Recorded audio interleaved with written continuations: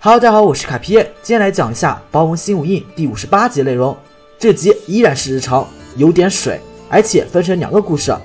第一个故事发生在火箭队基地中，火箭的3人组似乎有点厌倦抓皮卡丘的日子了，非常没有干劲，甚至喵喵连开启扭蛋机的力气都没有了。小次郎也不勉强喵喵，自己靠到墙边接着休息。但是唯独那只虽然扭蛋机的大嘴鸥看上去非常想大干一场，看着倒过来睡觉喵喵，于是自己上去按扭蛋机按钮，可是由于操作失误，大嘴鸥不知道怎么将开关关上，导致弹出了好多只溶石兽。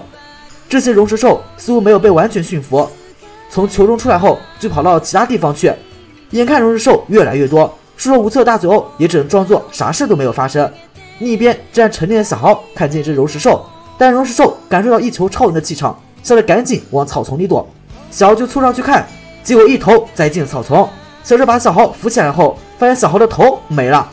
取而代之的是一只溶石兽，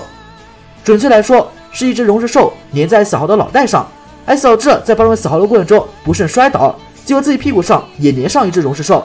皮还是想要帮助小智摆脱溶石兽，没想到自己也被溶石兽给粘住了，真是非常尴尬。无奈之下，奥运只能去找其他人的帮助。眼看前方有一群看胡地杂耍的人，小智拉着小豪要上前，但没看到他们被刚刚赶来的溶石兽堆给吞没了。不仅如此，继续前进的溶石兽堆还把那批无关群众和胡地给卷入了，这下形成一个非常鬼畜的绿色球体，这个球还在不断的向前滚动。胡地作为一只超能细胞梦，被这么袭击非常愤怒，于是使用了超能力，但是并没有能够摆脱这些溶石兽，反倒是让这个诡异的球飘了起来。期间这个大球因为没有视野，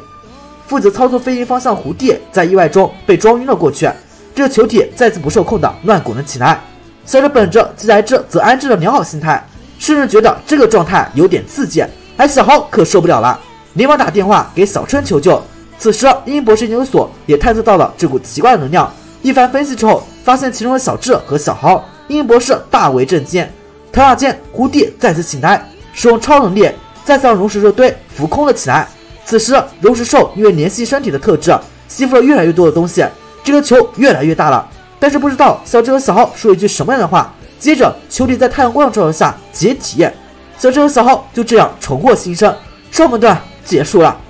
下半段故事又是从火箭队的基地开始的。他们看到三有一地的精灵球非常奇怪，果然翁拿出一颗没有被打开的球，放出了一只咬咬龟，这只咬咬龟应该就是火箭队之前收服的。由于小次郎在睡觉，这回咬咬龟没有去找小次郎的麻烦，因为小次郎武藏在睡觉，果然翁喵喵带着咬咬龟就出门了。路上遇到只草苗龟，草苗龟嘲讽咬咬龟走得慢，于是咬咬龟一怒之下和其比起了速度。乌龟何苦为难乌龟呢？于是在建立了晋级关系后，咬咬龟和草苗龟决定比试一场。喵觉得反正也是闲着，不如自己来当一回裁判，看一看到底谁才是乌龟之王。在简单的确认规则和设置跑道之后，双方开始比试。就这样龟龟赛跑开始了，咬咬龟和草苗龟也不愧是乌龟，跑得非常的慢。期间一只煤炭龟也赌上自己第一勤练手的名号加入了比赛，但是煤炭龟搞小动作使用烟雾干扰了比赛，不过草苗龟和咬咬龟仍然坚持比赛。在上楼梯的时候，咬咬龟不慎跌落，却被草苗龟接住，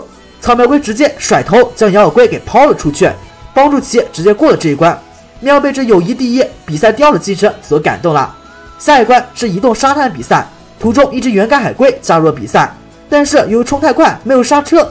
一头撞到路边的围栏，失去了意识。草苗龟跑着跑着体力不支了，头上叶子也萎了，于是咬咬龟喷出了水枪，帮助草苗龟恢复了精神，还了之前人情。双方表达感谢之前，看样子似乎草苗龟是个母的，这俩还看对眼了。但是恋爱只会影响比赛速度，他们继续朝终点冲去，但是还是这么无厘头，不知道从哪里出现杰尼龟、卡密龟、肋骨海龟、爆焰龟兽、暴尸龟、土台龟和树林龟，还有之前那只煤炭龟，他们都加入了比赛。这把在终点等候的果然翁吓得够呛。就在这时出现一位龟仙人，他站在几只水箭龟的身上，然后宣布了比赛结果，咬咬龟获得比赛胜利，其他乌龟于是跟着龟仙人走了。本集到此结束，真的是非常的水啊！我是卡皮，咱们下期见。